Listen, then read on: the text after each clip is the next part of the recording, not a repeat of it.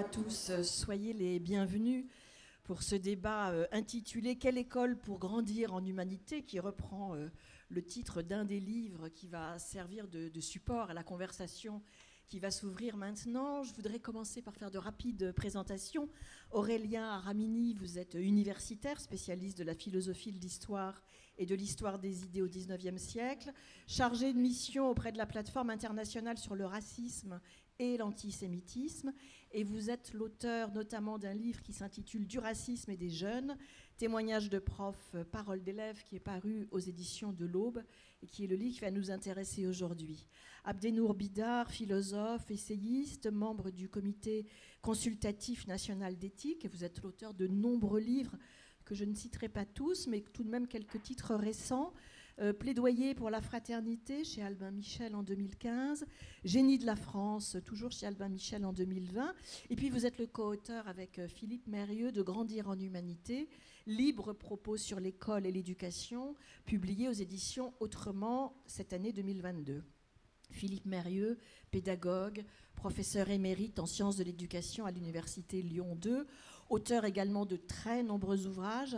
J'en mentionne quelques-uns. Le plaisir d'apprendre aux éditions Autrement en 2014, La riposte, toujours aux éditions Autrement en 2018, et donc co-auteur avec Abdenour Bidar de Grandir en humanité, libre propos sur l'école et l'éducation. C'est un sujet majeur que nous abordons aujourd'hui, un sujet qui cristallise à la fois toutes les inquiétudes et toutes les interrogations de notre époque, parce qu'en réalité, la crise de l'école et la crise de l'éducation, elle déborde très largement l'école elle-même. Au fond, et c'est tout le sens de votre livre à quatre mains, c'est celle d'une civilisation qui est en quête de sens. Et ça, c'est passionnant que vous ayez en fait ouvert la réflexion très largement. Si vous voulez commencer, Abdenour Bidar. Tu veux commencer, Philippe ? Non. Je me tourne vers Philippe. Alors, on a été très heureux d'écrire ce livre ensemble. Il faut le dire. Ça se sent. J'espère que vous le sentirez à la lecture. Je vais le dire en sens inverse. C'est-à-dire que, enfin, de mon point de vue, Philippe réagira, mais ce n'est pas tellement les problèmes de l'école qui débordent, c'est plutôt les problèmes de la société qui débordent dans l'école. C'est-à-dire qu'on est, on l'a analysé tous les deux à différents égards, dans une crise de société, on est dans une crise de civilisation, on est dans une civilisation qui est livrée à une forme d'anomie, c'est-à-dire qui manque de grands repères, qui manque de direction claire et fondamentale. Et d'ailleurs, c'est ce qu'on a voulu faire avec Philippe. On s'est dit que dans ce marasme général, il pouvait être intéressant qu'on s'attelle à la tâche extrêmement difficile de proposer, soyons modestes, de proposer à l'école ce qu'on a appelé ensemble un cap clair. Pourquoi ? Parce que dans cette situation que vous avez décrite, cette situation d'inquiétude, cette situation d'interrogation, de perplexité, de marasme, etc., on est très fort pour répéter, ressasser, comme on gratte sa plaie, ce qui ne va pas. En revanche, quand il s'agit d'indiquer des directions, alors là, il y a moins de monde, on va dire.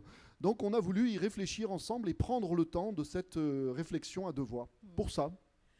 Vous soulignez, Philippe Mérieux, d'ailleurs dès l'introduction du livre, qu'au fond, nous ne savons plus aujourd'hui selon quelle finalité nous voulons éduquer.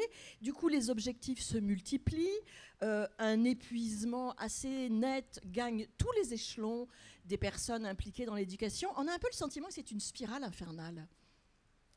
Oui, en tout cas, on a le sentiment que l'école est devenue une institution sans cap, comme l'a dit il y a un instant Abdenour, qui multiplie les réformes de tuyauterie. Et Dieu sait que nous avons subi une multitude de réformes de tuyauterie. On ajoute quelque chose ici, on l'enlève là, on injecte telle évaluation, on retire telle fonction, on en rajoute d'autres, sans qu'on sache très clairement pourquoi l'école est faite et ce qu'on attend de l'école dans notre société. D'ailleurs, les deux dernières lois d'orientation ne sont pas écrites. Ce sont des simples modifications du code de l'éducation. Il n'y a pas de loi écrite. Il n'y a pas de texte fort, comme on a eu des textes forts dans notre histoire, comme on a eu le plan Langevin-Wallon, comme on a eu les écrits de Jules Ferry, etc. Il n'y a pas de texte fort qui porte des finalités claires sur ce que la société attend de son école.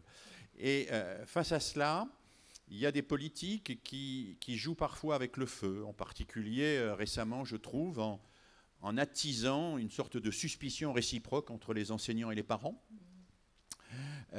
Suspicion réciproque qui encourage des comportements que j'appellerais consuméristes et qui renvoient à l'idée que l'école n'est pas une institution, mais un ensemble de services au public.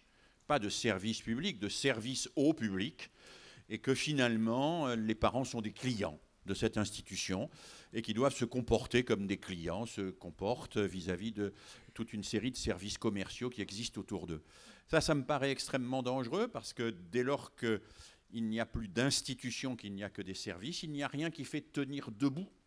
Et faire tenir debout, instituer au sens propre, c'est central pour l'éducation. L'éducation, c'est ce qui aide les enfants à tenir debout. Et quand l'institution qui aide les enfants à tenir debout ne tient pas debout, que rien ne la vectorise, qu'elle se disperse en une multitude de services aux personnes qui se tiraillent entre elles d'ailleurs, eh bien c'est extrêmement préoccupant. Et puis ce qui est préoccupant pour moi aussi, c'est que, comme l'a dit Abdenour, nous faisons face aujourd'hui à des changements très importants, hein, 3 changements qui sont très largement présents ici dans ces journées. Un changement anthropologique et écologique majeur. Hein. Nous ne sommes plus certains de la survivance de l'humanité. Un changement quasiment civilisationnel. L'Occident n'est plus le centre du monde. Hein. Et puis un changement dans l'intime, lié, on le voit, au féminisme, aux travaux sur le genre, etc. Et face à ces changements, la réaction à laquelle nous assistons, c'est une réaction de crispation identitaire. C'est-à-dire, c'est, au sens propre, la montée des réactionnaires, c'est-à-dire des gens qui, face à la montée de l'écologie, face à la montée d'autres cultures et à la difficulté de dialoguer avec ces autres cultures, face à l'émergence de quelque chose qui ressemble à une révolution dans la sexualité, dans les couples, etc., eh bien, se replient, prônent le retour en arrière et font du retour en arrière une sorte de fin en soi, comme si c'était possible de revenir en arrière. Et nous espérons avec Abdenour qu'on ne va pas revenir en arrière, mais aller en avant, et aller en avant vers ce qui nous donnera non plus, comme vous l'avez dit, des occasions d'inquiétude et d'interrogation, mais d'espérance. La réponse que vous apportez dans ce livre, puis après je vous donnerai la parole également, Aurélien Ramini, elle est bien sûr extrêmement ambitieuse et fondamentale, c'est grandir en humanité. Et grandir en humanité, vous le dites, ça passe par le fait de refaire du lien social. Vous venez de faire une description de la situation là assez générale et qui montre la complexité en fait de ce travail de refaire du lien social, parce qu'on est dans une situation d'une société extrêmement déchirée, d'une part par des inégalités et puis par ces crispations identitaires que vous venez de souligner. Donc refaire du lien social, ça passe par quoi, Abdenour Bidar? D'abord, l'école ne refera pas du lien social toute seule, c'est-à-dire si elle essaye de le faire toute seule, elle n'y arrivera pas. Et là, je pense qu'on va aller directement sur le livre d'Aurélien. Hein. C'est-à-dire qu'il y a beaucoup d'endroits sur notre territoire dans lesquels, ou sur lesquels l'école fait ce qu'elle peut, la pauvre, comme on disait avant. Hein, mais elle est sur des territoires qui sont des territoires victimes de l'immense séparatisme social. Vous vous souvenez du président Macron qui avait parlé du séparatisme islamiste. S'il n'y en avait qu'un séparatisme dans notre société, mais le problème c'est qu'on est dans une société où on a l'impression que tout le monde veut se séparer de tout le monde. Hein. À commencer par un certain nombre de parents qui, et d'ailleurs on les comprend, il ne s'agit pas de leur jeter la pierre, ne veulent plus mettre leurs enfants dans telle école qui concentre toutes les difficultés parce que cette école a le malheur social d'être sur un territoire qui est en souffrance économique, un territoire dans lequel il n'y a plus de mixité ni de mixité sur aucun plan, hein, il n'y a plus de mixité sociale, il n'y a plus de mixité culturelle, il n'y a plus de mixité ethnique, etc. Bon, voilà. Donc, avec Philippe, on n'est pas des doux rêveurs, hein, on n'est pas des utopistes, c'est-à-dire qu'on sait cette réalité sociale. Sauf qu'on mesure aussi dans cette situation l'immense découragement des professeurs, qui d'ailleurs a une conséquence concrète aujourd'hui, c'est que, on va le dire de la manière la plus franche qui soit, plus personne ne veut faire ce métier. Il y a une crise du recrutement aujourd'hui dans l'école qui atteint des proportions absolument considérables parce que justement les professeurs qu'on a appelés autrefois des hussards noirs de la République, avec peut-être dans la notion de hussard noir une dimension un petit peu héroïque ou sacrificielle, eh bien, ils ne veulent plus être devant leurs élèves dans des territoires en difficulté les grands sacrifiés de la crise sociale généralisée. Donc nous, on a voulu tenir compte de ça, de cet effet. Vous vous souvenez, pendant le Covid, on s'est inquiété à l'école du décrochage, hein, d'un taux de décrochage des élèves absolument énorme. Mais il n'y a pas que les élèves qui ont décroché pendant le Covid. Il y a beaucoup de professeurs qui ont décroché pendant le Covid. Et ils ont décroché parce que c'était la goutte d'eau qui faisait déborder le vase. C'est-à-dire qu'ils se sentaient déjà en situation intérieure de décrochage par rapport à une école, tu l'as dit, qui est devenue une usine à gaz, on a parlé de tuyauterie, et qui indique d'autant plus de finalités, qui se donne d'autant plus de finalités qu'elle n'a plus aucun cap fondamental, qui envoie à ces acteurs sur le terrain, les professeurs, les directeurs d'école, les chefs d'établissement, qui leur envoie tout un ensemble d'injonctions, hein, c'est même plus que ça les fatigue, ça les épuise, ça les désespère. Et donc, par rapport à ça, il y a véritablement une menace de décrochage. Et donc, dans cette situation à la fois sociale et scolaire, nous, on s'est dit, ce n'est pas idéaliste et ce n'est pas superflu que d'être capable de dire encore à tout le monde, voilà où on peut espérer aller. Et c'est pour ça qu'on a dit grandir en humanité. Alors, grandir en humanité, c'est peut-être un peu vague, c'est peut-être un peu général, mais c'est exaltant. Ça peut exalter à partir du moment où, et c'est ce qu'on a essayé de faire avec Philippe, on décrit l'école comme ce qu'elle devrait être si elle restait maîtresse de ses finalités, alors que, tu l'as dit, l'école aujourd'hui ne reste plus maîtresse de ses finalités. Ses finalités lui sont imposées du dehors par la machine économique. Elle devient un service parmi d'autres. Elle devient un service parmi d'autres qui doit produire du retour sur investissement. Ça ne va pas. Il faut que l'école se réapproprie ses finalités. Et parmi ces finalités, nous on dit, si elle pouvait devenir un écosystème d'humanisation. Grandir en humanité, c'est ça, un écosystème d'humanisation. Apprendre des choses fondamentales, pas élémentaires. Ne confondons pas l'élémentaire et le fondamental. L'élémentaire, c'est savoir lire, écrire et compter. Le fondamental, c'est ce qui fait de moi un être humain debout, qui fait que dans ce monde où nous vivons, je ne vais pas devenir une proie pour toutes les exploitations de l'homme par l'homme, pour toutes les aliénations idéologiques, etc., etc. Donc l'enjeu, il est très concret. Comment est-ce qu'on fait des êtres humains ? Pourquoi est-ce qu'il faut faire des êtres humains ? Parce qu'aujourd'hui, il faut remettre l'être humain debout. Et c'est pour ça que l'école peut-être a intérêt à penser à cette finalité d'être un écosystème d'humanisation dans lequel on travaille, ce qui fait de nous justement des êtres humains. La relation à l'autre, c'est-à-dire l'empathie, la fraternité, l'entraide, le soin, l'altruisme, la considération, la tolérance, etc. Mais aussi le rapport à soi, nourri par l'esprit critique. La culture de l'esprit critique à l'école, c'est-à-dire la grande culture intellectuelle héritée des Lumières qui doit nous rendre capables de penser par nous-mêmes. Et penser par nous-mêmes aujourd'hui, à l'heure des algorithmes qui nous conditionnent à gros bouillon sur Internet parce qu'ils savent déjà ce que nous avons envie d'acheter à notre place, ce n'est pas du luxe. Donc cet objectif de grandir en humanité, ce n'est pas un truc qui flotte dans l'espace. C'est vraiment articulé à des menaces d'aliénation véritablement aujourd'hui qui sont très importantes, non seulement d'aliénation dans la relation à soi, mais aussi de division du corps social. Quand on dit grandir en humanité dans le sens de la fraternité, c'est très important parce qu'on le disait tout à l'heure, on est tous en train de se séparer les uns des autres. Vous voyez à quel point aujourd'hui dans notre société fonctionne l'indifférence, le rejet, la défiance, la suspicion, la haine de l'autre. C'est-à-dire que le grand message qui est sorti de la période Covid, c'est pas protégez-vous les uns les autres, c'est protégez-vous les uns des autres. Voilà. Donc si c'est ça, faire une société véritablement humaine, nous on pense que non. Aurélien Ramini.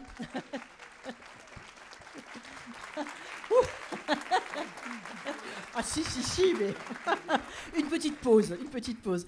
Aurélien Ramini, vous entrez dans ce sujet par le biais d'une étude sur l'un des grands maux de notre société, qui est le racisme, et le racisme tel qu'il se présente à l'école.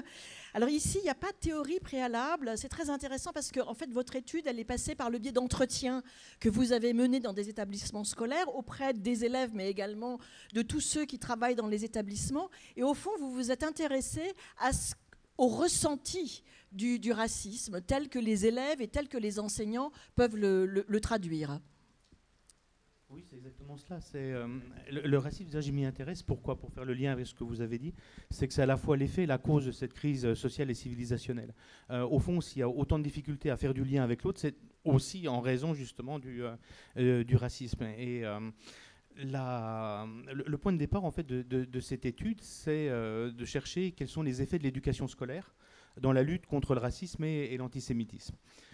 Pour évaluer un petit peu qu'est-ce qu'on peut faire contre le racisme, je me suis dit on va partir de ce qui se fait dans des établissements. Donc j'ai fait une première étude pour recenser un petit peu les différentes actions qui étaient menées. Alors on est dans le Grand Est, c'est tout anonymé, donc on parlera de Collège des Sapins, lycée Albert Schweitzer, etc., mais c'est tout transformé. On va dire on est dans le Grand Est. Et je repère un certain nombre d'établissements où des actions ont été menées. Rencontres avec des migrants, visites de différents lieux de culte, intervention d'animam, etc., etc. Et une fois que j'ai les différents éléments, je vais aller sur le terrain. Et l'idée, effectivement, en allant sur le terrain, c'est de ne pas partir d'une théorie préalable. Une théorie préalable, finalement, qui interpréterait les comportements des acteurs avant même que de les écouter. Donc je vais partir de ce que les jeunes, les adultes vivent et décrivent comme du racisme à l'école. Je ne vais pas du tout utiliser les concepts qui sont assez à la mode aujourd'hui dans les polémiques sur l'antiracisme, dans tous les termes intersectionnels, racistes, etc. qu'on connaît. Je vais partir de ce que les gens me décrivent, ce qu'ils vivent. Alors je choisis 3 établissements. Un établissement rural, un établissement qu'on appelle REP+, où vous avez beaucoup de mixité avec des enfants qui viennent du quartier QPV de la ville, quartier prioritaire de la ville, et des enfants qui viennent des villages alentours, et un lycée professionnel où il y a une section métiers de la sécurité, c'est-à-dire des jeunes qui se destinent à des métiers autour du gardiennage, etc., gardiens de la paix, et qui sont très souvent pompiers volontaires. Et dans ce même lycée qui se situe au cœur d'un quartier prioritaire, ils sont souvent confrontés à des jeunes qui viennent du quartier difficile alentour. Et quand je commence mes entretiens, la première chose qui m'étonne, c'est qu'ils ne me décrivent pas du tout le racisme comme un système de croyances, des théories que certains auraient, mais ils me décrivent des interactions conflictuelles, c'est-à-dire des expériences sociales. En fait, ce qu'ils appellent le racisme, en réalité, c'est des conflits, des clivages, des interactions face à face entre des jeunes qui s'auto-identifient et qui s'identifient à des groupes racialisés, entre guillemets. D'un côté, on a les Blancs, de l'autre côté, on a les Arabes, on a les Algériens, etc. etc. C'est-à-dire qu'ils vivent dans un monde racialisé, et ce qui m'étonne, c'est que pour eux, ça ne fait pas de problème.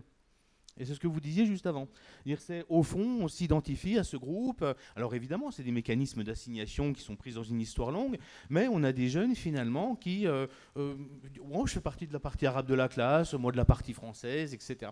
En fait, le racisme, il commence, non pas dans cette identification, mais lorsque ces interactions deviennent conflictuelles. Alors, généralement, ils deviennent conflictuels très concrètement dans les salles de classe, dans les couloirs, lorsqu'ils font un match de foot ensemble, dès qu'ils sortent du collège. Et donc, j'arrive à la première difficulté, qui consiste à voir que ce racisme qui se manifeste, en tout cas qu'on me décrit, c'est des interactions conflictuelles face à face. C'est-à-dire des expériences sociales. Et ces expériences sociales, elles se caractérisent, alors je reprends le terme de Stéphane Beau et Michel Pialou, par une exacerbation des luttes de concurrence. Donc vous imaginez, on est dans des territoires qui ont été très largement affectés par les crises sociales, la désindustrialisation, etc. Donc on est confronté finalement à des jeunes qui sont souvent issus de 3e génération, de l'immigration, des jeunes qui vivent dans ce qu'on appelle parfois la France périphérique, même si j'ai une petite réticence sur le terme qui homogénéise des territoires quand même très différents. Et donc j'ai des jeunes qui finalement se retrouvent dans ces interactions conflictuelles, et quand je leur demande finalement qui a commencé, c'est un peu comme quand on a des enfants qui se battent, quand on cherche qui a commencé, on ne trouve jamais. Et que finalement tout le monde a des bonnes raisons d'en vouloir aux autres. Alors, les petits pompiers volontaires m'expliquent que quand ils vont dans un quartier, ils se retrouvent à se faire jeter dessus des balles de pétanque. Des jeunes issus de l'immigration qui m'expliquent à quel point ils sont confrontés à des situations de discrimination extrêmement quotidiennes. Et là, on voit à quel point les professeurs vont se sentir démunis et désarmés vis-à-vis de ces formes de racisme, parce que justement, elle ne fait que reproduire, elle ne fait que refléter des tensions qui traversent le monde social qui est le leur. Et là où les choses vont devenir encore plus compliquées, c'est qu'il ne suffit pas d'avoir un petit catéchisme républicain, parce qu'ils savent tous que le racisme c'est mal. Et tous me disent, mais non, évidemment, il n'y a pas de supériorité. C'est pas parce qu'ils ont lu, pour le dire simplement, c'est pas parce qu'ils ont lu Gobineau ou les théories racialistes du 19e siècle qui pensent qu'ils pensent. Et inversement, c'est plutôt parce qu'ils vivent ce qu'ils vivent qu'ils pensent ce qu'ils pensent. D'ailleurs, vous le montrez bien, il n'y a pas de pensée raciste. Et la difficulté, et vous le soulignez d'ailleurs, vient en fait du fait que le monde scolaire n'a pas réellement une doctrine ou une conviction bien établie sur cette question du racisme et laisse les choses assez flottantes en fait. Oui, et c'est justement la difficulté, c'est qu'il va falloir jouer sur deux choses, sur les représentations que les élèves vont avoir, casser ces espèces d'ensembles homogènes comme les Arabes, les musulmans ou les Français. Bon, un jeune qui me dit la France est raciste, qu'un autre va me dire non, les Arabes c'est la délinquance, etc. Donc l'école va travailler sur ces représentations, mais ça ne suffit pas. Il faut aussi travailler sur les expériences, c'est-à-dire leur faire connaître d'autres types d'expériences. Un exemple, en classe de sport, ils font les équipes, évidemment, les équipes ils les font en fonction de leurs dynamiques, qui sont des dynamiques sociales, ethniques, etc.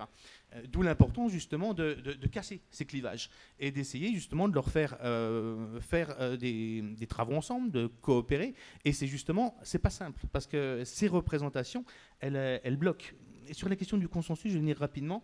Un chapitre est consacré à ce que j'appelais l'éclatement du consensus concernant le credo antiraciste de l'école, en m'entretenant avec des parents, avec des élèves, avec des professeurs. Je me rends compte que l'idée même que l'école sera antiraciste, ce n'est pas une évidence du tout.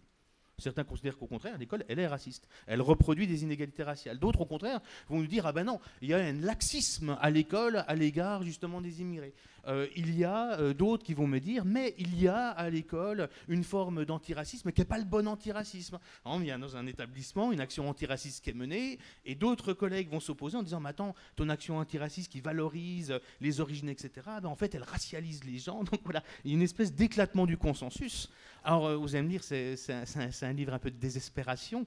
Oui et non, dans le sens où c'est des limites que les acteurs eux-mêmes ont identifiées. Donc, l'objectif, en mettant en évidence ces tensions auxquelles des militants, des professeurs ont pu être confrontés, c'est pas pour dire que c'est mal, il faut arrêter de faire quelque chose. C'est juste pour dire, attention, il y a un certain nombre de difficultés auxquelles on peut être confronté. Philippe Mérieux. Oui, moi, ce qui m'intéresse dans le travail d'Aurélien et qui fait que ça rejoint profondément ce que nous avons travaillé avec Abdenour, c'est qu'il pointe un phénomène, alors on va faire un néologisme vilain, d'identitarisme ou d'essentialisme, de repli sur soi, sur une identité, sur quelque chose qui nous totalise, qui nous enferme. Et il me semble que c'est vrai quand on oppose des groupes ethniques, comme Aurélien vient de l'expliquer, mais c'est vrai bien au-delà. Et que c'est ce qui nous empêche précisément de grandir en humanité, cela.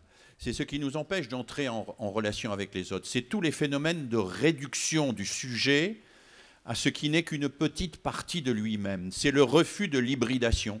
C'est le refus de nous représenter et de nous assumer comme des êtres complexes, multiples.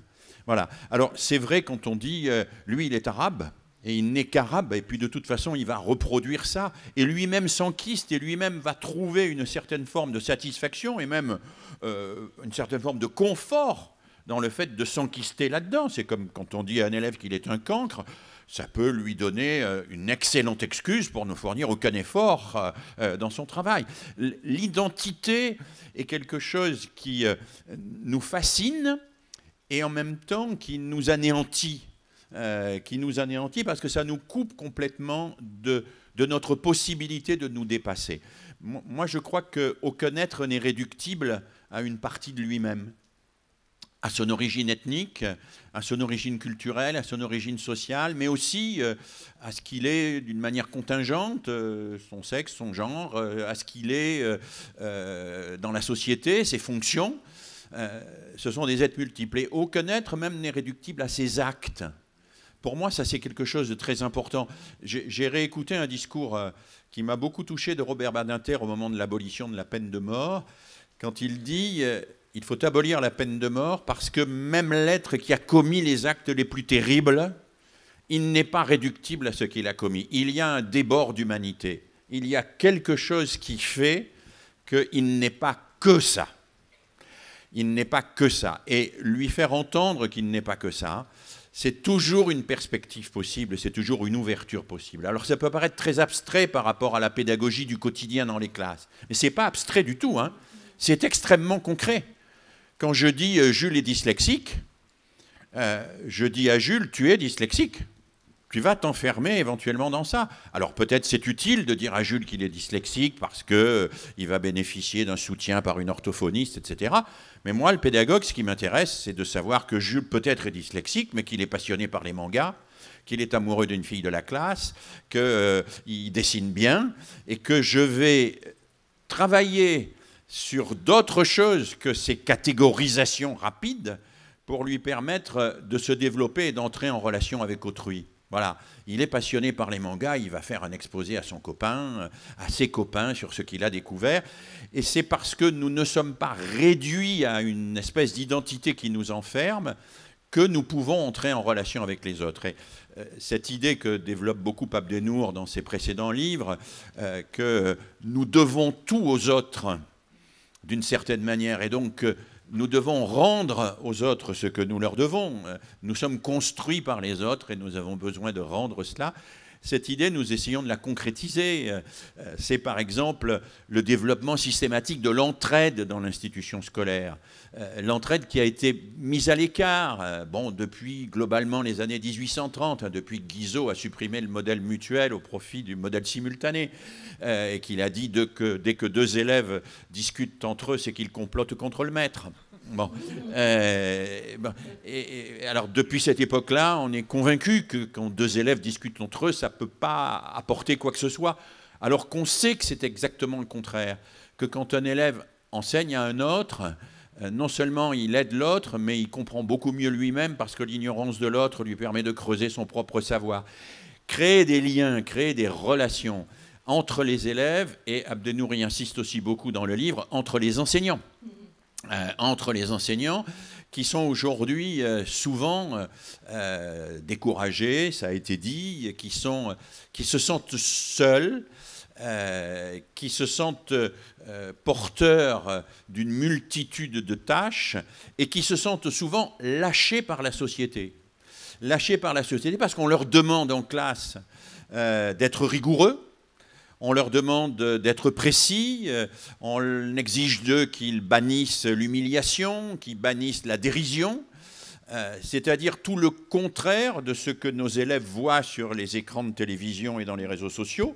Et ils ont parfois le sentiment que la société leur demande de vider l'océan avec une petite cuillère. Et donc, ce que nous essayons de dire, et Abdenour l'a redit tout à l'heure, et ça me paraît vraiment très très important, c'est que l'école ne peut pas fonctionner et ne pourra pas fonctionner seule, que l'éducation parentale est fondamentale, que évidemment l'école ne peut pas corriger à elle toute seule des inégalités liées à l'usage des écrans dès la toute petite enfance. Hein, que le rapport aux médias est quelque chose de fondamental, que le rapport à la ville est quelque chose de fondamental, que le rapport à la nature est quelque chose de fondamental, que l'importance des associations et de l'éducation populaire, c'est quelque chose de fondamental, et qu'il est temps que le ministère de l'Éducation nationale arrête d'être simplement le ministère de l'institution scolaire, hein, mais qu'il se préoccupe en réalité de tout ce qui peut permettre à un être de devenir un adulte en relation avec les autres et en relation avec la nature. C'est ce que vous soulignez d'ailleurs beaucoup, Abdenour Bidar, dans le livre, cette nécessité de créer une harmonie entre le fait de devenir un être autonome, donc le contraire de ces êtres formatés que vous décriviez tout à l'heure, et en même temps de participer à un projet collectif. Donc devenir soi-même un jeu, une personne, et être dans le nous, dans le collectif en même temps. Ça, c'est déjà l'ambition politique de ce qu'on appelle la République, qui n'est pas simplement une démocratie.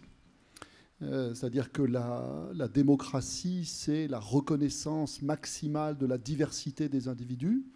Et la République, c'est la tentative pour installer entre ces différences du commun, quelque chose qui soit commun, un bien commun, des valeurs communes, etc. Le problème, c'est qu'en France, depuis un certain nombre de décennies, on n'arrive pas à faire tenir les deux ensemble. Bon, moi, je voudrais réagir sur un certain nombre de choses qui ont été dites, parce que beaucoup de points ont été abordés, et certains me semblent particulièrement importants. Alors, je rebondis sur ce que dit Philippe. L'école se sent souvent seule, effectivement, et ça, c'est un vrai effet de découragement pour les pour les professeurs, etc. Mais l'école se sent seule vis-à-vis du reste de la société, mais aussi à l'intérieur de l'école, souvent l'individu se sent seul.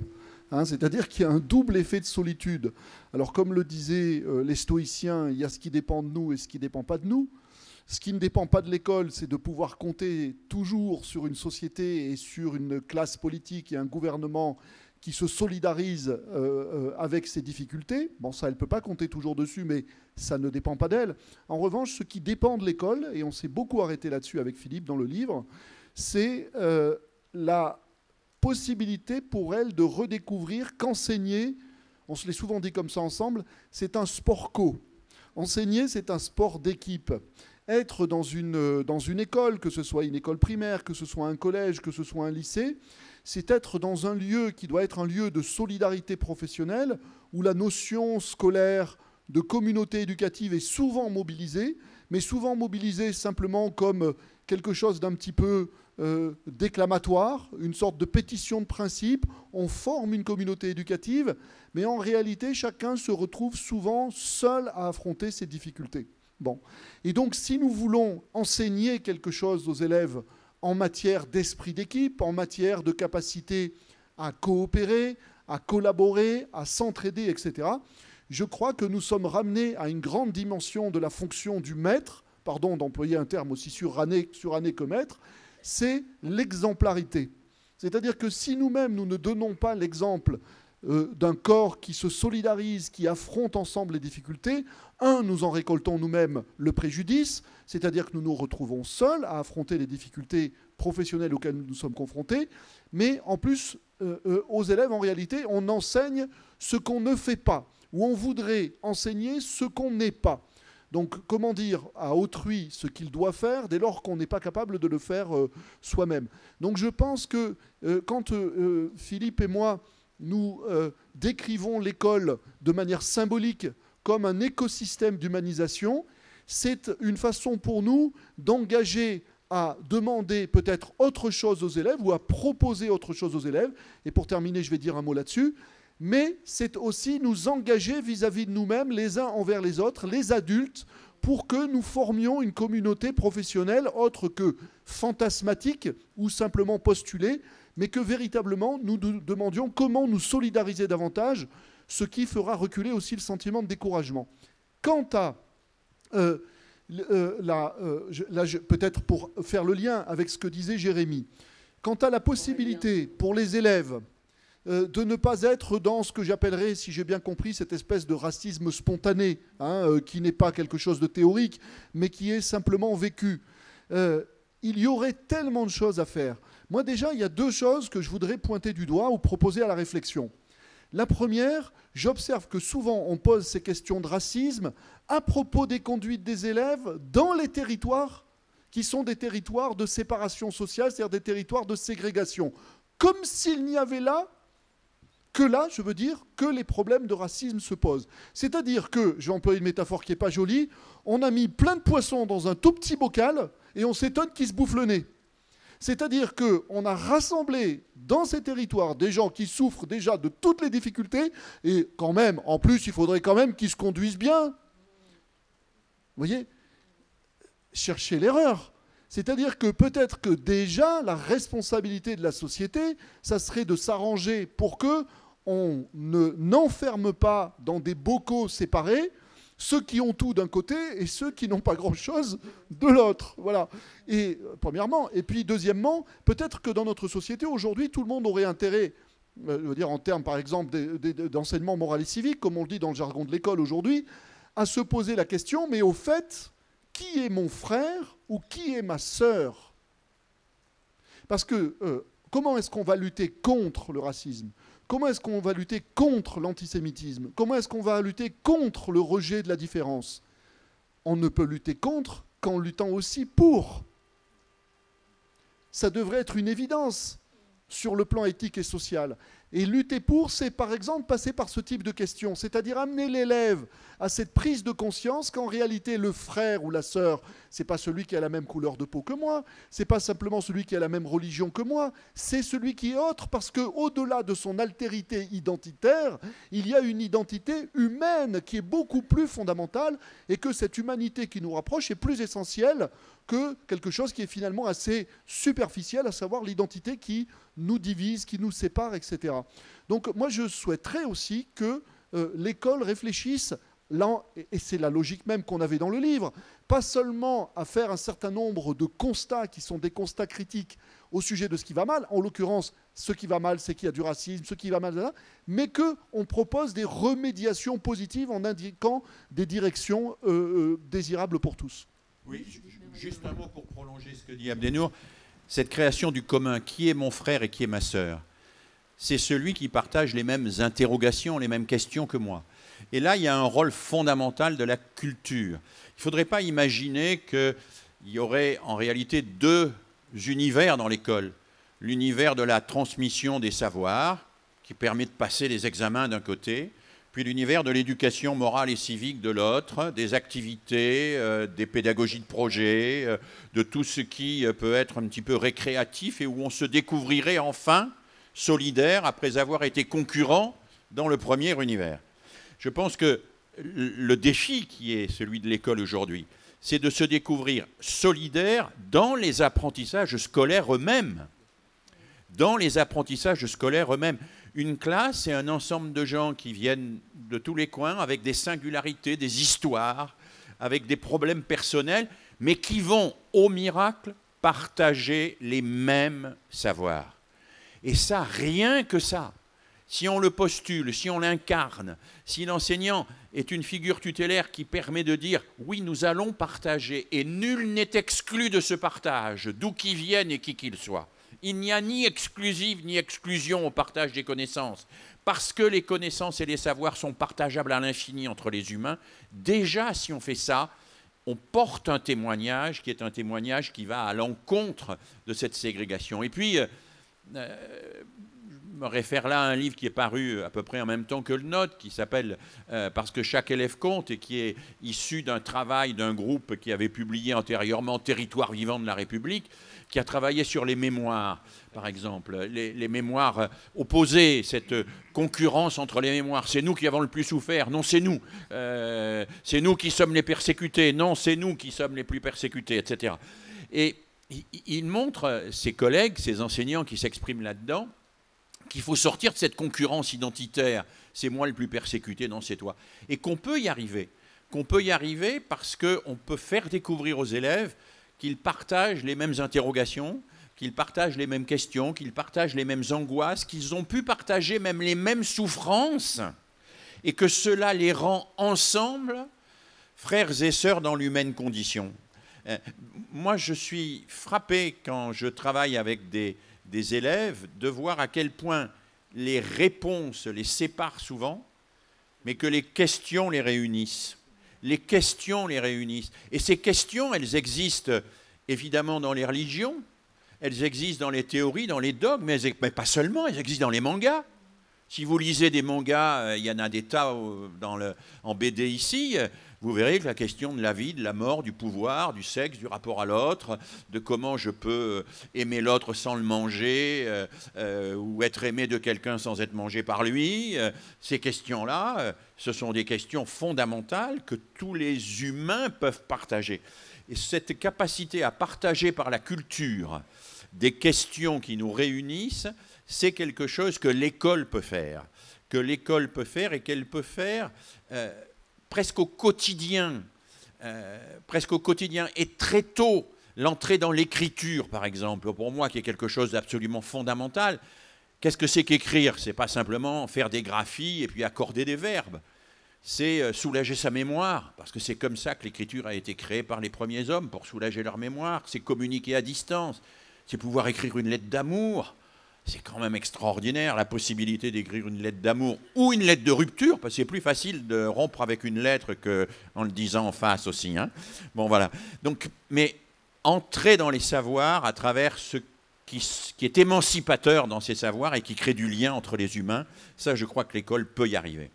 Aurélien Ramini, si nous reprenons cette métaphore du bocal de poisson qu'a utilisé Abdenour Bidar tout à l'heure, c'est intéressant de l'appliquer à votre étude, parce qu'en fait, ce que vous soulignez, on l'a déjà dit, c'est que le racisme à l'école n'est pas une croyance. En revanche, il se traduit par le fait que les élèves ne veulent pas se mélanger, ils ne veulent pas être tous ensemble dans le bocal de poisson, ils ne veulent parler et être rapprochés que de ceux qui leur ressemblent.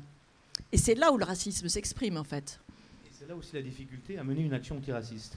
On a tendance à opposer aujourd'hui deux grandes voies, on va dire, dans l'antiracisme. La perspective universaliste et la perspective différentialiste. Pour aller vite, la perspective universaliste, c'est celle qui vise à gommer les différences, à mettre en évidence ce qu'on a de commun. C'est-à-dire qu'on va essayer de mélanger, on va essayer de faire passer au deuxième plan ce qui me différencie de l'autre. L'autre perspective, c'est la perspective différentialiste, qui consiste au contraire à célébrer la différence, à mettre en évidence en quoi, justement, l'autre, dans sa différence, est respectable, tolérable, etc. etc. Et le problème, c'est que l'une et l'autre de ces perspectives peut être renversée dans son double. Et quand on est dans une perspective universaliste, le risque, c'est d'être dans un universel abstrait, où on serait aveugle aux différences. Ainsi, vous êtes tous des citoyens. Mais je vois bien que je ne suis pas exactement un citoyen comme les autres, dans ce que je vis au quotidien, dans le monde du travail, dans le quartier de la ville où j'habite, etc. La perspective différentialiste, c'est le problème symétrique. Je valorise une différence, mais cette valorisation de la différence peut sombrer dans une espèce de surinvestissement de la différence, où on va s'enfermer dans un discours justement de type identitaire. Et tout l'enjeu pour la question de la perspective que vous abordez dans votre livre, c'est d'articuler le particulier et l'universel. Et vous faites référence au livre de Benoît Falès, qui est très bien sur les territoires vivants de la République. C'est exactement cela. C'est comment on inscrit les mémoires singulières, les trajectoires particulières dans un récit commun et partagé. Et sur la question du rapport, on va dire, aux classes populaires, on va dire de la ruralité, par exemple, c'est comment on va réussir à faire que ces enfants, celui qui descend de l'immigration algérienne, celui qui vient de tel coin d'Europe du Sud, et celui qui est du village, comment on va construire un récit commun ? Comment on va, avec ses élèves, essayer d'articuler ces différences affirmées dans un récit collectif. Et il y a des tentatives qui sont intéressantes. Par exemple, la réappropriation du rapport au territoire. Ce qui m'a marqué une fois en parlant avec des élèves, justement, avec une polarisation de la classe, avec d'un côté les 6 musulmans et de l'autre les 6-10 français. Un élève me dit, mais on ne se mélange pas, c'est aussi bien comme ça, parce qu'on ne vit pas dans le même monde. Ça m'a étonné. Mais j'avais fait une cartographie après des espaces qu'ils rencontraient dans la ville. Et je me rendais compte que les endroits où ils avaient des amis, les endroits où ils circulaient, c'était vraiment 2 mondes différents. Et ils avaient chacun un rapport différencié au territoire qui fait qu'ils ne se croisaient qu'à un moment dans le temps contraint de l'école, où aucun n'avait envie d'être. Donc ils se retrouvaient tous dans cette espèce de temps contraint, avec ses dynamiques, avec ses histoires, avec ses rapports et la difficulté de construire ensemble du commun. Et c'est vraiment l'enjeu, effectivement.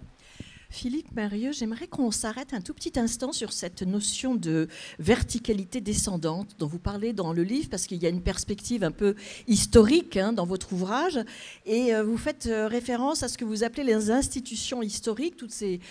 Abdenour a employé le terme de maître tout à l'heure, les ancêtres, les aînés, les maîtres, les autorités religieuses, tout ce qui en fait a élevé en nous ces notions du bien, du juste, du vrai avec lequel nous avons grandi, et vous montrez à quel point en faisant éclater tous ces carcans, ce qu'on considérait comme des carcans, on a perdu cette verticalité.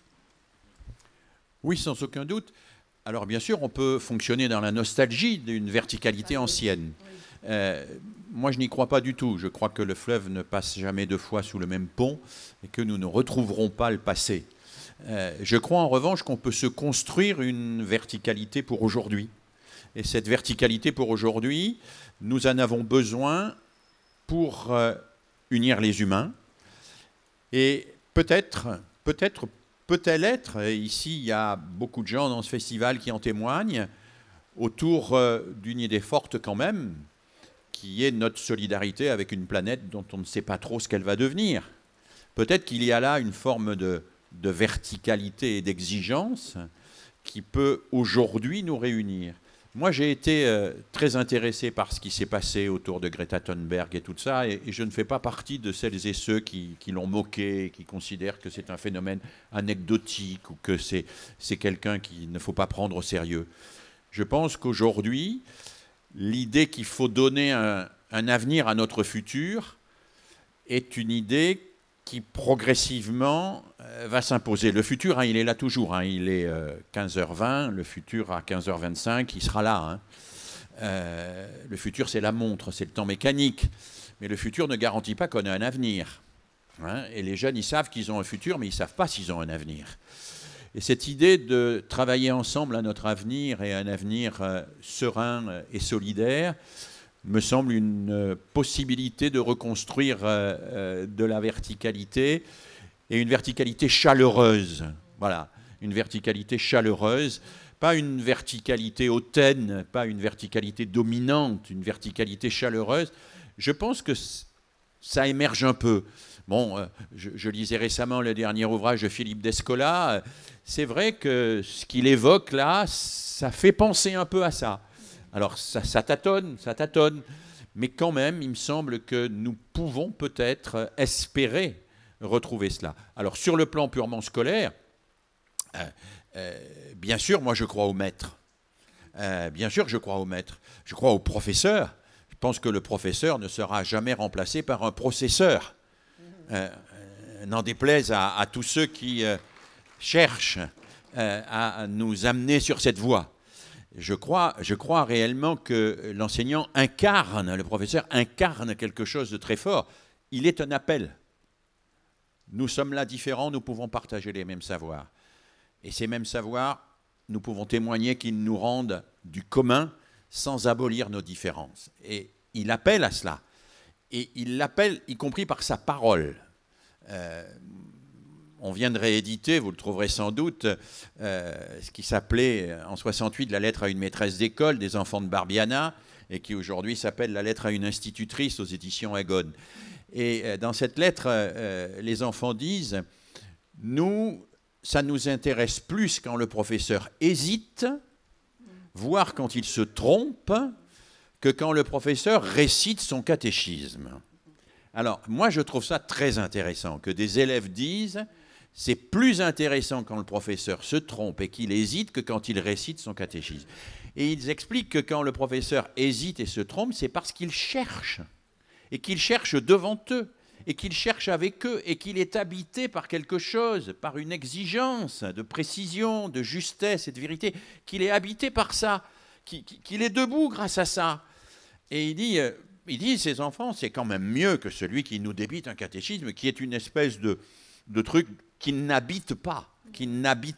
Moi, je crois qu'à cet égard, nous n'avons pas à renier le rôle du maître, et qu'une forme d'horizontalité naturaliste qu'on trouve parfois dans un certain nombre de lieux, hein, bon, on va les citer pour être très clair entre nous, ce qu'on appelle aujourd'hui la pédagogie Sudbury, les écoles démocratiques par exemple, où on dit on ne doit rien dire aux enfants, on doit les laisser faire, on ne doit rien leur proposer parce que tout émerge spontanément d'eux et tout ce qui vient des adultes, c'est de la colonisation des enfants. Moi, je ne crois pas du tout à ça. Je crois que le droit de l'enfant a pour corollaire le devoir de l'éduquer, et que le devoir de l'éduquer, c'est ce qui rend possible l'exercice du droit de l'enfant. Voilà, mais je m'arrête là parce que c'est des sujets sur lesquels on pourrait dire beaucoup de choses. Abdenour Bidar, est-ce que pour construire cette nouvelle verticalité dont on vient d'esquisser déjà quelques formes, il ne faut pas introduire tout simplement la notion de liberté? Parce que l'école est vécue comme un lieu de contrainte, d'assignation à la réussite, d'obéissance. Mais est-ce qu'on ne pourrait pas se dire qu'au fond, l'essentiel, c'est de fabriquer des êtres libres? Ou en tout cas, aussi des êtres libres. Oui, mais allez, je vais jouer l'avocat du diable. C'est intéressant de savoir obéir aussi. C'est-à-dire que moi, ce que j'observe dans beaucoup de nos débats contemporains, c'est la façon dont ils simplifient les choses. Hein. On a Edgar Morin, qui a plus de 100 ans aujourd'hui, qui a essayé de nous faire penser de manière complexe. Mais qui pense de manière complexe aujourd'hui? C'est-à-dire, là, en l'occurrence, pour la question qui nous occupe, non pas autorité contre liberté, mais autorité et liberté. une autorité qui est usée par le maître, non pas pour imposer une domination, mais pour émanciper l'élève, pour le mettre en situation de devenir libre. Donc, l'élève doit avoir, à un moment donné, cette humilité, ce silence d'écouter quelqu'un qui a quelque chose à lui transmettre, quelque chose qui va être utile parce que ça lui est transmis d'une façon telle que ça lui apprend à être libre. Alors, pour la petite histoire, mais directement sur ce sujet, avec Philippe, lorsqu'on a eu l'idée de faire ce livre, on était à Arles, également dans le sud de la France, on était au festival Agir pour le vivant, organisé par les éditions Actes Sud. Et on nous avait donné comme sujet de réflexion, est-ce que le pédagogue aujourd'hui doit être un berger ou un jardinier? Tu te souviens, on était parti de là. Alors effectivement, ce sont ces deux figures du maître. Hein. Le berger, de manière symbolique bien entendu, le berger c'est celui qui conduit. Hein, il conduit son troupeau avec cette idée que le troupeau est un troupeau d'être uniforme et cette idée que celui qui est en position d'autorité, donc le berger symbolique, c'est celui qui a le monopole de la parole, qui a le monopole du choix de la direction dans laquelle on doit aller. Donc c'est la figure ancienne du professeur ou du maître comme quelqu'un qui parle et que l'on écoute en silence. Et en même temps, ce pédagogue, ce maître, il est sollicité à être un jardinier, c'est-à-dire à se mettre non pas au-dessus ou non plus au-dessus comme le berger, mais au-dessous. Le jardinier, c'est celui qui se met au service de ce qui l'aide à pousser, de ce qui l'aide à croître. Donc on s'est dit qu'en réalité, aujourd'hui, il s'agit de penser de manière complexe pour répondre à votre question, c'est-à-dire, oui, de penser une autorité libératrice, de penser une autorité émancipatrice. Donc voilà en quel sens on a réfléchi à ce concept un peu abstrait de verticalité descendante. Ça veut dire quoi, très concrètement? Je le dis à deux égards, simplement, parce qu'on aborde beaucoup d'autres choses dans le livre sur ce même thème. D'abord, peut-être la nécessité pour l'école aujourd'hui, encore plus, même si elle le fait déjà, même si elle essaye partout de le faire à travers tout un ensemble d'innovations pédagogiques, etc., libérer la parole de l'élève, que les professeurs prennent le risque de laisser parler leurs élèves. Que le professeur, effectivement, ne considère plus son rôle de manière aussi traditionnaliste que le rôle de quelqu'un qui va évangéliser ses ouailles. Moi, j'ai été professeur de philosophie pendant longtemps. Je suis repenti depuis.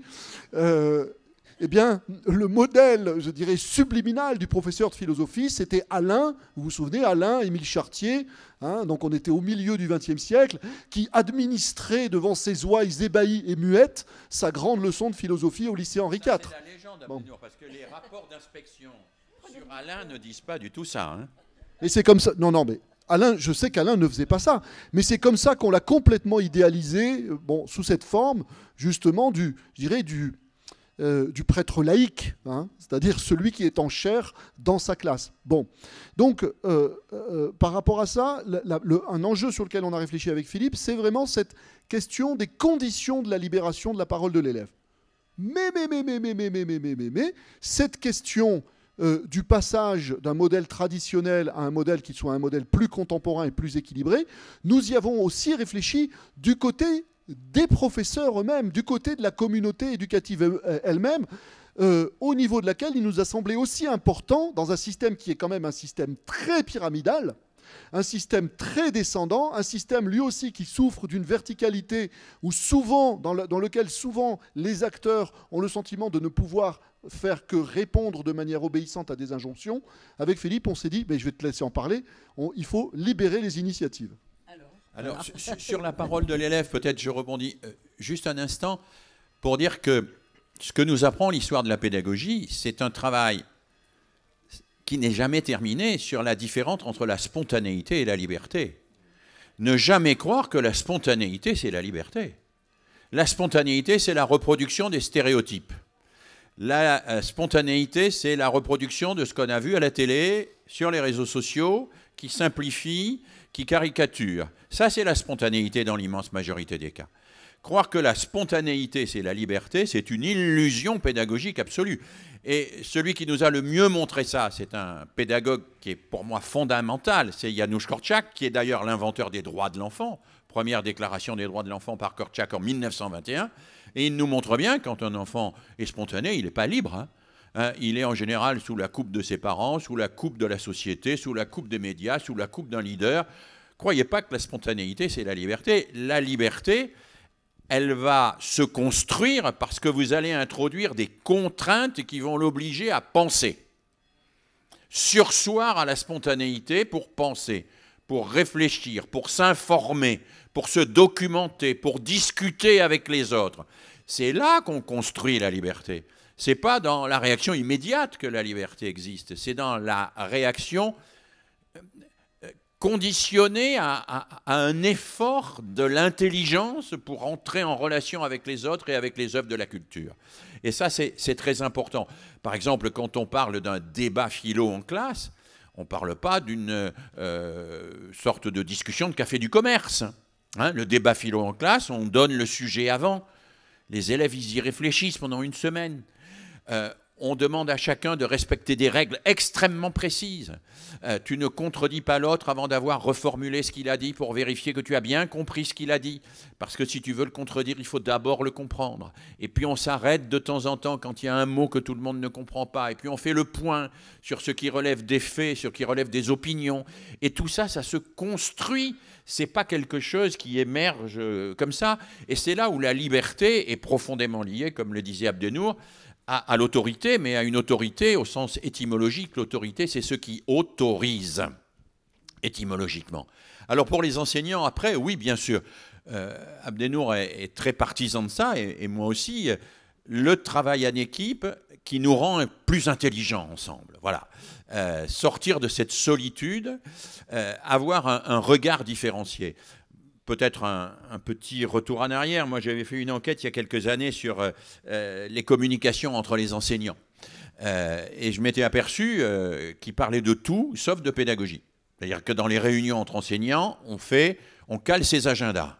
Hein, on organise des activités. Mais jamais, moi, là, j'ai buté parce que je n'ai pas réussi à enseigner ça.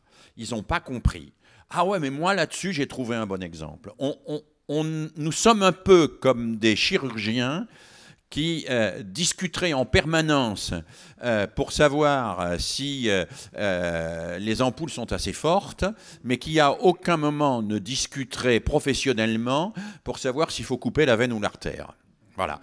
C'est-à-dire qu'on discute de trucs techniques, logistiques, d'organisation, d'agenda. Mais le cœur du métier lui-même, il est peu discuté. Il n'est pas tellement parlé.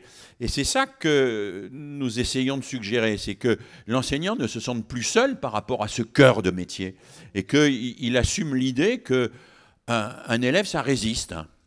Les élèves résistent. Moi, j'aime beaucoup le mot résistance parce que ça me rappelle quelque chose. Ça me rappelle que dans une ampoule, la résistance, c'est à la fois ce qui empêche de passer le courant, mais c'est ce qui éclaire aussi. Hein.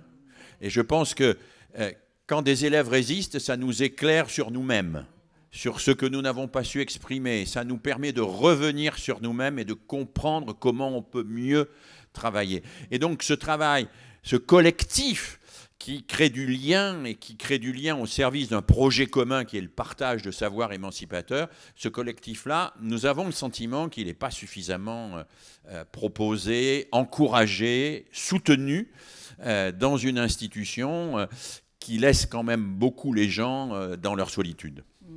Aurélien Arabini, pour reprendre ce que vient de dire Philippe Mérieux, à savoir que les élèves, ça résiste, vous posez précisément la question de la portée des actions antiracistes au sein de l'école, parce qu'il existe de très nombreuses initiatives, toutes les échelles du corps enseignant s'y intéressent et mènent des actions antiracistes, mais vous posez la question de la portée, comment toucher les élèves et comment précisément lever cette résistance.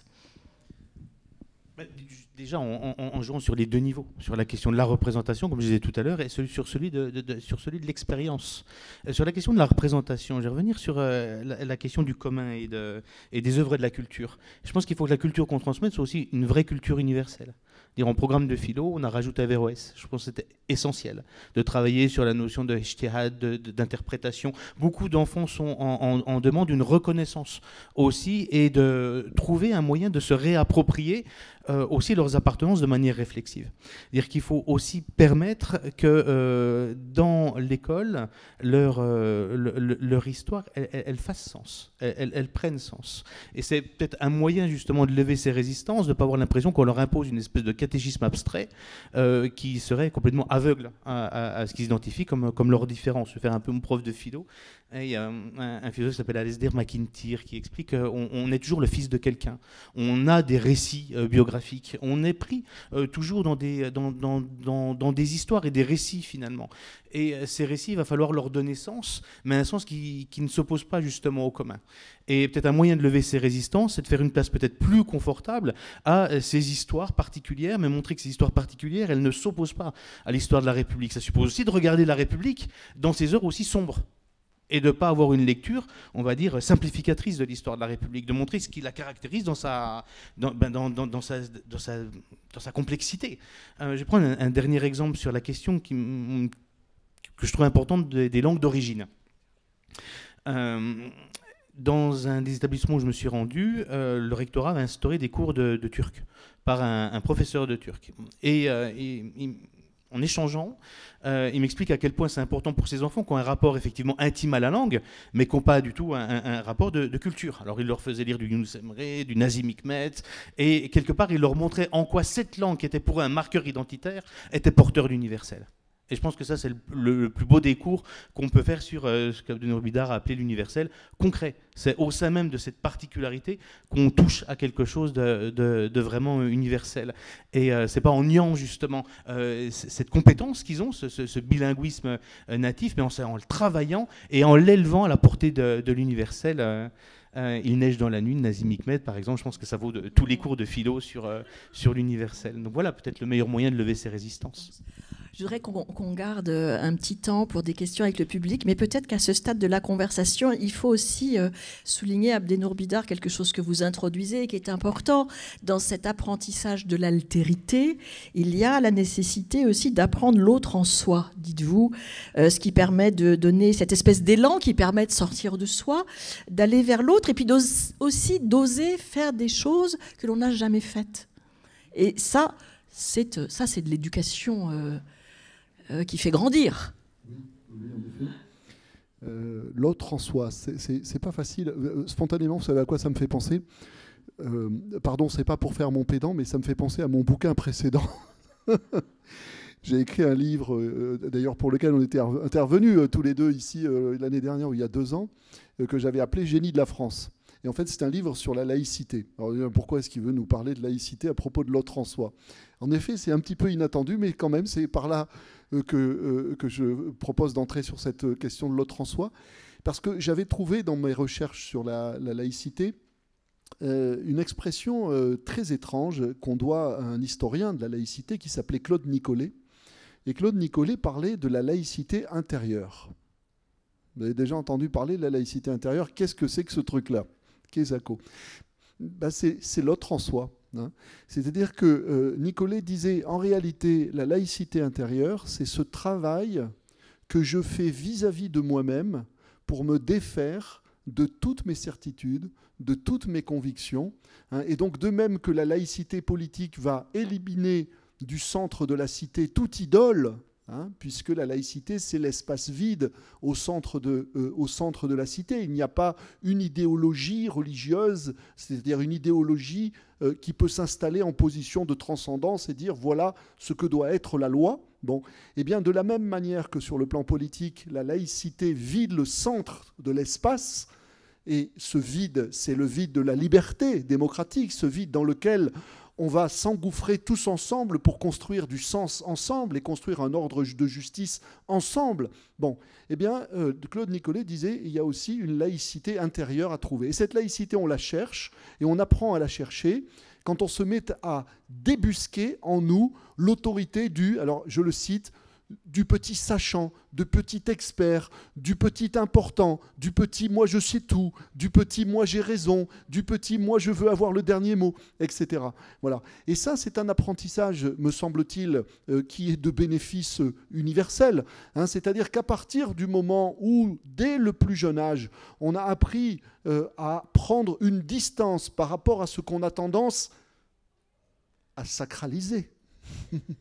Hein, c'est la notion de sacré qui est à l'arrière-plan de cette réflexion.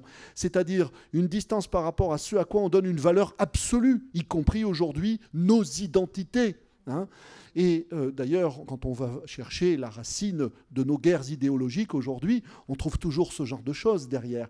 C'est-à-dire ce genre de choses, c'est ce quelque chose en moi que je ne veux pas lâcher parce que ça me paraît d'une supériorité absolue par rapport à tout ce que l'autre pourra me dire et avec quoi il va essayer de me contredire. Attention, parce que ça, on n'y touche pas. Vous voyez ? Donc en réalité, quand on dit l'école doit enseigner l'esprit critique, c'est pas comme ça, je dirais quelque chose qu'elle a sorti de son chapeau. Voyez, c'est parce qu'en réalité, on est sollicité à travers ces notions d'esprit critique, de penser par soi-même, etc., par des grandes vigilances qui nous ont été transmises historiquement, ces grandes vigilances vis-à-vis de ce que nous, les êtres humains, eh bien, on a tendance à sacraliser, absolutiser, vénérer, idolâtrer, et qui nous empêchent à partir de là d'avoir véritablement une écoute ouverte par rapport à ce que l'autre va dire, par rapport à ce que l'autre ressent, par rapport à ce que l'autre croit juste. Et donc en réalité, voilà comment l'éducation à soi est en même temps une éducation à la relation à l'autre. Hein. Comme le disait le philosophe Martin Buber, commencer par soi, mais ne pas se prendre pour but. Bien, mais je propose maintenant de vous donner la parole et d'accueillir vos questions. Adressé à l'un ou l'autre des participants à cette conversation, ou bien de manière générale sur ce vaste sujet. Ne partez pas, c'est pas le moment de vous en aller. Il suffit de faire un petit signe, et puis je pense qu'il y a un micro qui... Voilà, il est là. Le micro est là, et il va circuler vers le premier d'entre vous qui sera le plus courageux, parce que c'est toujours le premier qui est le plus courageux pour poser une question. Oui, voilà, monsieur. J'ai l'impression qu'il y a moins de problèmes dans l'école privée que dans l'école publique. Comment est-ce que vous analysez cette situation ? Moi, je ne saurais pas répondre à cette question et je dirais que il y a plusieurs manières d'y répondre. D'abord, on peut y répondre en disant que c'est l'école privée qui est le problème. C'est-à-dire le fait que nous ayons besoin du... Alors, attendez, n'applaudissez pas trop vite, hein, parce que ça peut se retourner. Hein. Quand je dis c'est l'école privée qui est le problème, c'est le fait que l'école publique ne permette pas de traiter toutes les aspirations de tous les enfants et d'encadrer et de porter ces idées du bien commun. Peut-être qu'un certain nombre de parents... vont se tourner vers l'école privée parce que, précisément, l'école publique ne fait pas bien le job. Voilà, donc c'est pour ça que je vous dis, n'applaudissez pas trop vite. Hein. Ensuite, pour moi, l'école privée, ça n'existe pas vraiment. Ce qui existe, c'est des écoles privées. Moi, je vais vous dire une chose qui va sans doute choquer certains ici, mais moi, j'habite Lyon, et globalement, je considère que l'école Jeanne d'Arc à Dessines est plus proche des idéaux de la République que le lycée du Parc, qui est le grand lycée lyonnais qui scolarise avec les prépas les meilleurs élèves de toute l'agglomération. Bon, au collège Jeanne d'Arc à Dessines, on prend des élèves demandeurs d'asile sans papier. Au lycée du Parc, il faut avoir en fin de troisième 15,5 de moyenne pour rentrer. Bon, voilà. Je ne sais pas lequel des deux incarne le mieux les valeurs de la République. Moi, j'en sais rien. En tout cas, je me dis, c'est un peu facile d'opposer comme ça école privée en général et école publique en général. Et puis, troisième élément, il faudrait sans doute distinguer des écoles privées qui font un travail réel de mixité sociale avec celles qui sont des écoles de l'entre-soi absolu. Celles qui font un travail de mixité sociale ont leur place dans une école de la République.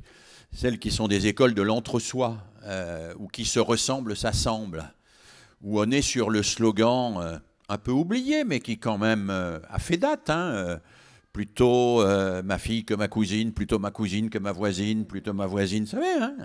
Il y a encore des écoles privées qui sont sur ce modèle-là. Quand on est sur ce modèle-là, on n'est pas dans le modèle républicain. Il faut le dire très clairement. Voilà. Alors, peut-être que quand on n'est pas dans le modèle républicain, ça simplifie la gestion d'un certain nombre de conflits. Mais pas parce que les conflits n'existent plus. C'est parce que les conflits, on les a laissés chez les autres. Et que quand on laisse les conflits chez les autres, bien évidemment, on n'a plus à les traiter chez soi. Voilà. Donc à partir du moment où un certain nombre d'écoles privées choisissent leurs élèves et choisissent les élèves qui ne posent pas problème, eh bien, évidemment, elles ont moins de problèmes que les écoles publiques qui acceptent tous les élèves.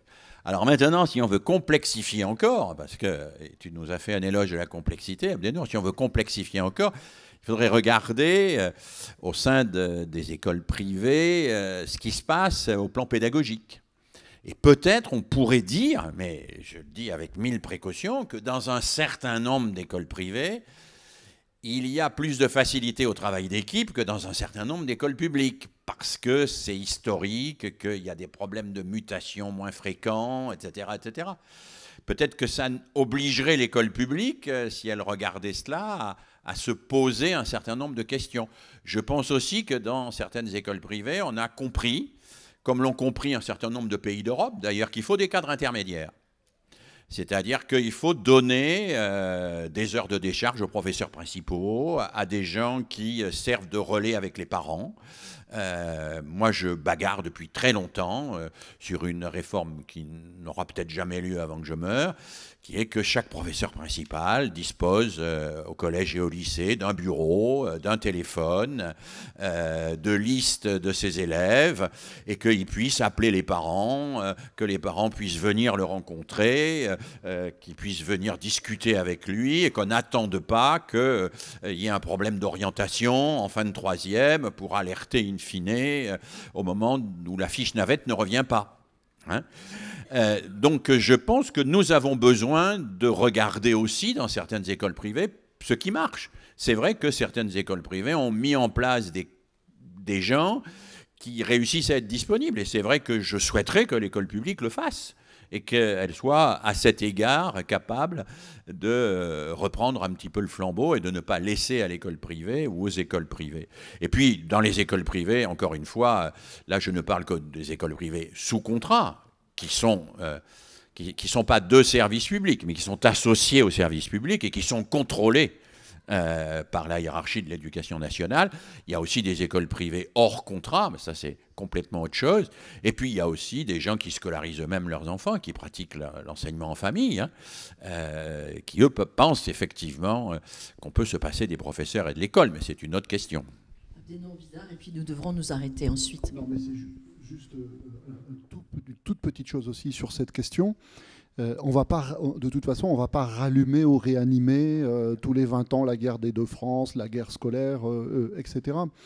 Mais quand je pense au titre que nous avons donné à notre livre, Philippe et moi, je sais d'expérience que c'est un titre qui peut être entendu aussi bien du côté de l'école privée que du côté de l'école publique. Et ça me paraît très important. Si je pense à une école privée qui est d'inspiration ou de culture catholique, pas exclusivement, mais c'est quand même le cas sur notre territoire pour un certain nombre d'écoles privées. Grandir en humanité, Teilhard de Chardin aurait pu le dire. Hein ? Il l'a dit avec son processus d'humanisation, avec son être plus, etc. Si je dis grandir en humanité dans une culture publique plus laïque, Jean-Paul Sartre et tous les existentialistes auraient pu dire qu'en effet, dans la grande tradition de notre humanisme des Lumières, grandir en humanité est l'objectif. Voilà, donc peut-être que ce qu'on a essayé de faire dans ce livre, c'est de trouver un discours que tout le monde peut s'approprier, sans renier sa différence, mais qui en même temps soit capable de nous mettre d'accord dans ces temps où tout le monde se divise. Voilà. Mais je vous renvoie donc à la lecture du livre de Philippe Mérieux et d'Abdenour Bidar, Grandir en humanité, au livre d'Aurélien Ramini du racisme et des jeunes. Merci infiniment à vous trois. Merci à tous pour votre présence.